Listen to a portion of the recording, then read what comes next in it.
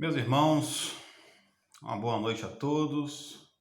Estamos aí iniciando mais uma vez o nosso encontro, né, de estudo semanal, e é sempre muito gratificante estar aqui, até porque me faz estudar, me faz buscar essas informações que eu não as tenho, né? Estamos estudando juntos. E eu lembro uma certa feita que um amigo Euler estava na reunião conosco, e ele, satisfeito de estar ali, né, ele sempre verbaliza isso, sempre que pode estar junto de nós. Ele me disse que gostava muito da reunião porque ele percebia que não havia improvisos, né? Existia um preparo anterior. E isso é verdade, a gente se prepara muito para estar aqui, até mesmo em função das nossas dificuldades mesmo, né, dos poucos conhecimentos que temos. Então estamos aí na figura de um coordenador, mas na verdade a gente sabe que a coordenação desse trabalho é do Cristo, através dos seus prepostos, e pedimos a Deus apenas que consigamos ser um instrumento, né? Que todos nós que estamos aí estudando em grupo possamos a cada encontro ir aumentando a nossa capacidade de compreender melhor a lição do Cristo, para que essas lições nos ajudem nas nossas lutas diárias, nas nossas dificuldades, nos nossos enfrentamentos do cotidiano, né? Só lembrando, porque no grupo do WhatsApp, onde essa reunião acontece, a maior parte dos integrantes hoje do grupo, né, nunca foram à nossa reunião. Então é importante a gente frisar que essa é uma reunião que está acontecendo virtualmente, mas que ela pertence, né, de maneira presencial à nossa casa espírita de Caiana, Eduardo Chapeau-Prevot. E assim que toda essa situação pandêmica passar, e vai passar, esperamos estar juntos novamente lá em Caiana, sentindo o calor afetuoso, né, do abraço dos irmãos, e que a reunião realmente fica muito mais gostosa presencialmente. Mas foi a forma aí que nós encontramos de estar juntos, né? Como nós temos participantes novos no grupo, é importante frisar também que nós estamos estudando um livro, que é esse livro aqui, ver se consegue ver, está com plástico, né? Mas é o Evangelho por Emmanuel. Então estamos hoje na página 102, que é um livro em que a FEB ela reuniu todas as mensagens do Emmanuel, que era o mentor do Chico Xavier, em um volume por evangelho. Então nós estamos estudando atualmente o Evangelho de Lucas, os versículos que Emmanuel comentou sobre o Evangelho de Lucas. Então são esses os textos que nós estamos estudando, né? Quando a nossa reunião acontecia presencialmente, nós fazíamos a reunião de que forma? Numa semana nós estudávamos esse texto e na semana seguinte estudávamos o Evangelho segundo o Espiritismo. Porém, o Evangelho segundo o Espiritismo, ele tem uma linguagem um pouco mais densa, né? E são capítulos mais longos. Então, em função da minha limitação, eu optei de, nessa fase, pelo menos, de pandemia, a gente está estudando os textos do Emmanuel, que são textos curtos. Eu acho que fica mais, didaticamente, fica mais fácil de serem entendidos dentro de uma reunião, né? Ainda mais no campo virtual. Assim que retomarmos as nossas reuniões presenciais, retomaremos também o estudo do Evangelho segundo o Espiritismo, mas cabe frisar que essa reunião é uma reunião de estudo do Evangelho à luz do Espiritismo, e não ficamos presos apenas ao texto de Emmanuel. Toda reunião a gente acaba fazendo referência a outras obras, preferencialmente pelas obras básicas da doutrina espírita. Normalmente a gente faz muita referência ao Livro dos Espíritos, né? E também ao Evangelho segundo o Espiritismo, ok? Mas retomando a nossa reunião presencial, esperamos estar novamente estudando, voltando a estudar ipsiliter, né, o Evangelho segundo o Espiritismo. Mas sem mais delongas, vamos direto ao texto, né? O texto de estudo dessa semana, meus irmãos, Só um minuto. Conforme foi lido pela nossa companheira, é o texto que está na revista Reformador e o título é Realidade e Nós, né? Que faz referência ao versículo bíblico que está em Lucas 9:23. É o mesmo versículo da semana passada. Então nós estamos estudando agora um segundo texto referente ao mesmo versículo estudado na semana anterior. Quem não assistiu tem um vídeo aí no YouTube ou então dentro do próprio grupo do WhatsApp. É só voltar uma semana e 7 dias que você vai encontrar a reunião toda, né? O versículo, vamos repetir novamente, dizia assim: Ele dizia a todos: se alguém quer vir após mim, negue a si mesmo, tome a sua cruz a cada dia e siga-me. Esse é o versículo de estudo. Na reunião passada, nós focamos bastante na questão do conceito de cruz, pois percebemos que os benfeitores espirituais vêm nos dizer e nos mostrar que precisamos modificar um pouco o conceito popular de cruz, como sendo algo exterior. Eu tentei, não sei se eu consegui, mas deixar bem claro isso. A cruz é um patrimônio nosso, é uma conquista nossa, pelas nossas dificuldades, através das diversas reencarnações que tivemos, fomos construindo as nossas imperfeições, né? Precisamos agora ir desconstruindo essas imperfeições, que é esse símbolo, não é demonstrado por esse símbolo que ficou conhecido como a cruz no cristianismo, né? Tratamos esse assunto na semana passada, vinculado a esse conceito de cruz. Mas dentro desse mesmo versículo, Emmanuel vem comentando outras coisas para a gente. Aliás, existem outros textos, tá, sobre o mesmo versículo. Tem mais 2 textos. Na semana seguinte, nós vamos pular esse versículo, vamos passar para o versículo seguinte, não porque não tem importância os outros 2 textos, mas porque vai faltando um pouco até mesmo de argumento para nós, enquanto estamos aqui na função de coordenação, pela nossa limitação mesmo, né? Então, os textos vão ficando, para nós, um pouco mais repetitivos, e por isso vamos pular e passar para o versículo 9:25. Mas nessa semana vamos continuar com esse mesmo versículo, né? Então, Emmanuel vem, no primeiro capítulo, aliás, no primeiro parágrafo do texto, ele vem nos dizer assim: aspiras à união com Jesus e, consequentemente, à vitória da paz em ti mesmo. Vou ler o segundo também. Para conseguir semelhante realização, será preciso, porém, penetrar mais profundamente no significado das palavras do Cristo. Abre aspas. E aquele que quiser vir em meus passos, renuncie a si mesmo, tome a sua cruz e siga-me. Fecha aspas, né? Então a gente percebe aqui, meus irmãos, que o texto, os 2 primeiros parágrafos do Emmanuel, ele coloca 2 situações muito interessantes. Primeiro ele coloca o seguinte: a gente aspira à união com Jesus, todos nós aspiramos isso, né? Senão nós estaríamos aqui estudando a proposta dele, e consequentemente a vitória da paz em ti. Aqui eu já parei e fiquei pensando nessa primeira parte.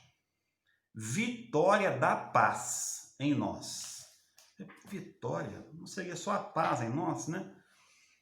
Mas realmente, Emmanuel, cada palavra que Emmanuel coloca, meus irmãos, ela tem um significado que você tem que parar e olhar. Normalmente a gente passa batido pela maioria delas. De vez em quando a gente consegue identificar uma e para e tenta analisar. Vitória da paz. Mas a paz parece um contrassenso, né?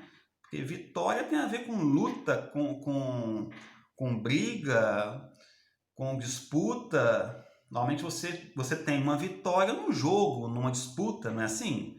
Se há uma vitória, há um perdedor, né? Senão não há vitória. Então parece até um contrassenso. E falar de paz vinculado à vitória, vitória da paz em nós, mas é Emmanuel retomando o conceito de cruz, na verdade. Essa vitória é a vitória sobre as nossas dificuldades. Como nós vamos construindo diversas dificuldades pelo mau uso do nosso livre-arbítrio, nós precisamos combater o bom combate, que é o que Paulo vem nos dizer. Nós precisamos combater isso. Por isso que é uma vitória. E conquistar essa paz dentro de nós não é uma tarefa fácil. Não é uma tarefa fácil. Mas, Juliano, alguém poderia argumentar assim, mas paz, quando se fala do cristianismo, parece muito sofrido, né? Muito doloroso ser cristão. Parece que paz e sofrimento, que não deveriam estar no mesmo balaio, segundo Jesus estão. E eu concordo, sim. Muitas vezes paz, aos olhos do Cristo, está vinculada a sofrimento aos olhos dos homens.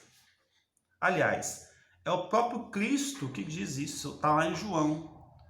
Não vos dou a minha paz, conforme... Perdão, não é assim. Eu vos dou a minha paz, não conforme o mundo dá. Algo mais ou menos assim. Está no Evangelho de João isso. Então, quando Jesus nos oferece a paz, ele está nos oferecendo ao mesmo tempo a espada, que ele mesmo vem colocar isso para a gente. Para que a gente possa combater esse combate, essa luta interna dentro de nós, né? E quando a gente consegue, é maravilhoso, né? Acho que todos nós, em níveis diferentes, em situações diferentes, já devemos ter experimentado situações de paz muito interessantes, muito profundas. É muito bom quando você consegue vencer uma dificuldade sua em determinada circunstância. Você está habituado a agir equivocadamente, sempre da mesma forma. Você aprende lendo, estudando, num grupo como esse, que essa forma de agir só te traz sofrimento. Você percebe que você tem essa forma de agir, esse hábito, e você resolve experimentar uma forma diferente de agir. Aliás, abro um parênteses aqui, a meu ver, esses textos de Emmanuel que estamos estudando semanalmente e que muitas vezes são lidos em reuniões espíritas como a abertura de uma reunião, e temos percebido já há algum tempo a profundidade desses textos. Esses textos é uma proposta pedagógica do benfeitor Emmanuel para que nós possamos mudar a nossa maneira de pensar. Na maior parte das vezes, quando a gente lê esse texto, a gente não consegue identificar a forma que nós agimos com o texto. Normalmente, a forma que nós agimos está na contramão do que o texto vem nos dizer. Porque somos muito imperfeitos. Feliz aquele que se consegue ler um texto desse de Emmanuel e dizer ao final da leitura assim, isso aqui para mim eu já sabia. Eu já sabia porque eu consigo vivenciar isso. Eu confesso a vocês que cada texto desse de Emmanuel é como se fosse um soco no meu estômago, me mostrando que eu estou muito longe de conseguir vivenciar o que ele está colocando aqui, né? Então, acho que é importante a gente colocar isso. Esses textos são uma proposta de Emmanuel para que a gente possa pensar e, a partir do pensamento, agir. E, a partir da ação, sentir de forma diferente. Mas, voltando no meu outro raciocínio, eu vim dizendo que, às vezes, a paz está relacionada, sim, com o sofrimento. Quando eu estava trilhando esse raciocínio, eu me lembrei de uma passagem no livro Paulo Estevão, que é muito interessante, eu gostaria de ler para os irmãos, né? Aliás, meus irmãos, quem não leu essa obra ainda, leia. Não deixe de ler Paulo Estevão. Paulo Estevão, para mim, é a obra mais marcante que trata de retratar historicamente, isso é Emmanuel que vem dizer aqui no início do livro, o cristianismo primitivo. Para mim é uma obra incomparável, tá?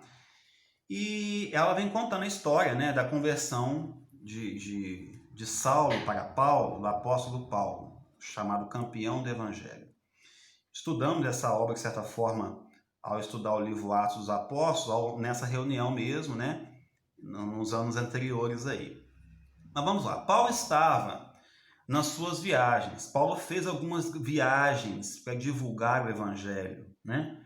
Enquanto Jesus ficou muito circunscrito ali naquela região da Judéia, da Galiléia, daquela região da Palestina, quem levou o cristianismo para as demais regiões, quem levou o cristianismo para a Europa foi Paulo, né? Com mais força.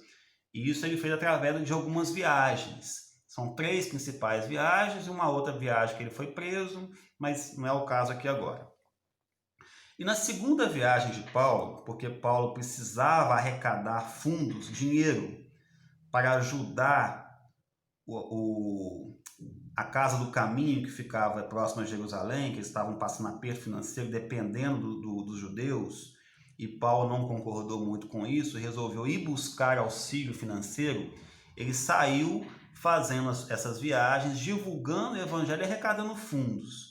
Na segunda viagem que Paulo fazia, Paulo passa pela cidade de Corinto, e é quando ele consegue fundar um grupo lá, e por isso que tem as cartas aos Coríntios, que é uma carta que ele remete a esse grupo, né? E Paulo ficou bastante tempo em Corinto, ficou mais de 1 ano e meio lá, e fez um trabalho extraordinário lá, arrecadando fundos, né, para a igreja de Jerusalém e também divulgando a mensagem de Jesus. E nessa proposta de divulgação da mensagem de Jesus, isso incomodou os judeus. Isso incomodou os judeus. Eles não gostavam muito dessa ideia, né? Na concepção deles, Paulo estava diminuindo Moisés, negando Moisés em detrimento do Cristo. Eles não compreenderam que o Cristo veio complementar, né? Eu não vim destruir a lei, segundo as próprias palavras de Jesus. Eles não entendiam assim, né? Então, eles arrumaram uma situação para tentar prender Paulo. E conseguiram prender Paulo, aprisionar Paulo, né? E os cristãos que estavam ali ficaram revoltados com aquilo e tal, e Paulo acalmou que eles, deixa que eu vim aqui para dar o testemunho. E ele foi preso. E quando Paulo é preso, deixa eu ler para vocês, olha só. Paulo dizia assim para eles, para os cristãos, após ser preso: irmãos, regozijemo-nos em Cristo Jesus. Estejamos tranquilos e jubilosos, porque o Senhor nos julgou dignos. Grande serenidade estabeleceu então na assembleia. Várias mulheres soluçavam baixinho. Áquila e a esposa dirigiram ao apóstolo um inovidável olhar, e a pequena caravana debandou ao cárcere na sombra da noite. Atirado ao fundo de uma enxovia úmida, Paulo foi atado ao tronco do suplício e suportou a flagelação de 39 açoites, 39 chicotadas. Ele próprio estava surpreendido, não entendia aquela reação tão agressiva assim, né? Sublime paz banhava-lhe o coração de brandos consolos. Perdão, eu coloquei surpreendido aqui no sentido que eu não entendi, mas na verdade ele estava surpreendido com ele mesmo, né? Sublime paz banhava-lhe o coração de brandos consolos. Não obstante sentir-se sozinho entre perseguidores cruéis, experimentava uma nova confiança no Cristo. Nessas disposições, não lhe doíam as vergastadas impiedosas. Debalde os verdugos espicaçavam no espírito ardente, com insultos e ironia. Na prova rude e dolorosa, compreendeu alegremente que havia atingido a região da paz divina. Olha que bonito, meus irmãos. No seu mundo interior, que Deus concede aos seus filhos depois de lutas, olha a vitória aqui, acerbas e incessantes por eles mantidas na conquista de si mesmo. Eu não vou continuar a história porque ela é longa, mas eu só me lembrei dessa passagem. Havia atingido a região de paz divina, tomando 39 chicotadas. Então, quando Emmanuel nos coloca, voltando ao texto, aspiras à união com Jesus e, consequentemente, à vitória da paz em ti mesmo. Eu acho que essa passagem, esse texto, ilustra muito bem. Deus não espera de nós que saibamos suportar 39 chicotadas, como o apóstolo Paulo, com a resignação que ele conseguiu para atingir a paz. Deus espera de nós alguns sacrifícios, mas muito menores. Só que nós estamos sendo renitentes em negar isso. Quantos de nós, meus irmãos, às vezes criamos as mais diversas desculpas para não atender a um chamado para um auxílio, para um trabalho assistencial, né? Não são as 39 chicotadas que Deus, na maioria das vezes, pede de nós. Até porque não daríamos conta disso, né? Ele pede sacrifícios bem menores, né? Então, o primeiro parágrafo do texto já me chamou a atenção para isso tudo aí. Vocês estão vendo que eu vou ter que adiantar, senão nós vamos sair daqui só meia-noite, né? E é a condição. Emmanuel coloca isso aqui. Para conseguir semelhante realização, ou seja, para a gente poder conseguir atingir essa paz dentro de nós, será preciso, porém, penetrar mais profundamente no significado das palavras do Cristo, que é tomar a sua cruz, né? Ele continua: a fim de que os liames inferiores da personalidade sejam desatados, o mundo, de modo a empreendermos a marcha na direção do Senhor, é necessário, entretanto, desarraigá-los de nossa realidade e não da realidade dos outros. Por isso mesmo, se nos propomos renovarmos, é imperioso deixar que os demais livremente se renovem. E agora, meus irmãos, Emmanuel vem citando aqui o pai que normalmente a gente acha que não é o pai que a gente gostaria que tivesse, o pai ou a mãe, o esposo, a esposa, os filhos, os irmãos, os amigos, né?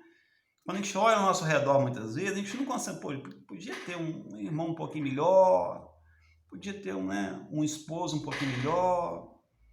A gente começa a enxergar as dificuldades do outro, porque é assim mesmo, a gente consegue perceber a dificuldade do outro também, né? E é isso que Emmanuel vem chamando nossa atenção aqui.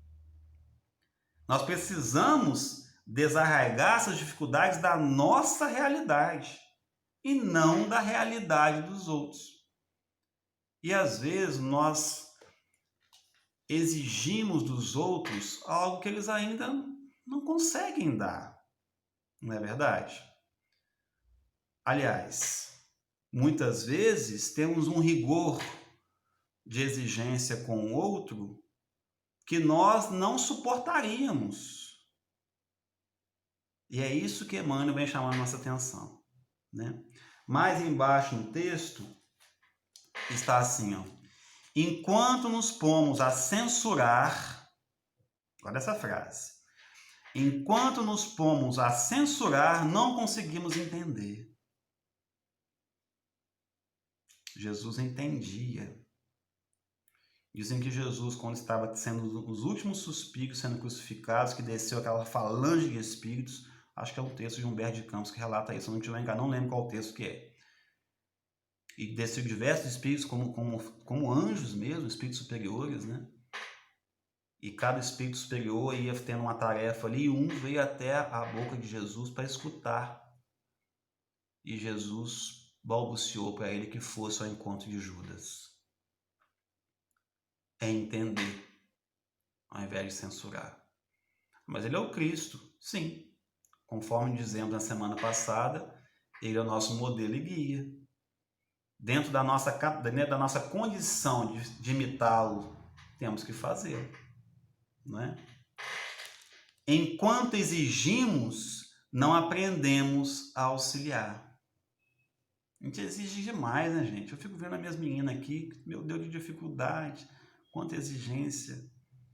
E eu me fiquei pensando, eu não daria conta de acatar com todas as exigências se eu fosse filho de mim mesmo, não, né? Então a gente fica pensando nessas coisas, né? Muda da noite para o dia? Não, mas nos faz pensar e precisamos ir caminhando nesse sentido aí, né? E ele encerra o texto assim: Deixemos cada companheiro ou companheira de caminho na realidade que lhe toca. E amando, ou seja, não é deixar para lá. Vou deixar para lá, não vou me envolver, não quero saber, quero distância. Se possível, eu quero mudar de cidade, para não ter o contato. Não é isso a proposta que Emmanuel dizer aqui, não. Conforme eu disse, os textos de Emmanuel, eles têm o objetivo de nos fazer mudar nossa forma de pensar, né? E às vezes a gente quer fugir da situação, não é isso não, ó. Deixemos cada companheiro ou companheira de caminho na realidade que lhe toca e amando, que é difícil é isso, é amar e deixando para lá, mas amando e abençoando a todos, atendamos a realidade que nos diga respeito, reconhecendo que não nos achamos no educandário da experiência para dar lições alheias. A gente adora a lição alheia, né, gente? O espírito, então, é cheio de informação e de verdades, né? Entre aspas, adora dar lição. E sim dar conta das lições outras que, pelas aulas do dia a dia, a própria vida confere a nós. No Livro dos Espíritos, questão 886, no subtítulo Caridade e Amor ao Próximo, a questão é assim: qual é o verdadeiro sentido da palavra caridade, como a entendia Jesus? Você tem vários significados de caridade. Kardec quer saber o seguinte: como Jesus entendia caridade? Resposta: é o famoso BIP, né? Benevolência para com todos, B. Indulgência para com as imperfeições alheias, I. Perdão das ofensas, P. BIP, guarda isso aí, BIP.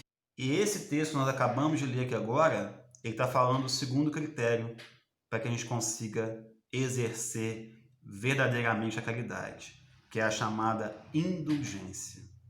Indulgência, que é essa capacidade de olhar para o outro, reconhecer sim as suas dificuldades e imperfeições, mas continuar amando, continuar auxiliando, para que um dia talvez ele consiga enxergar o que você talvez já está conseguindo, né?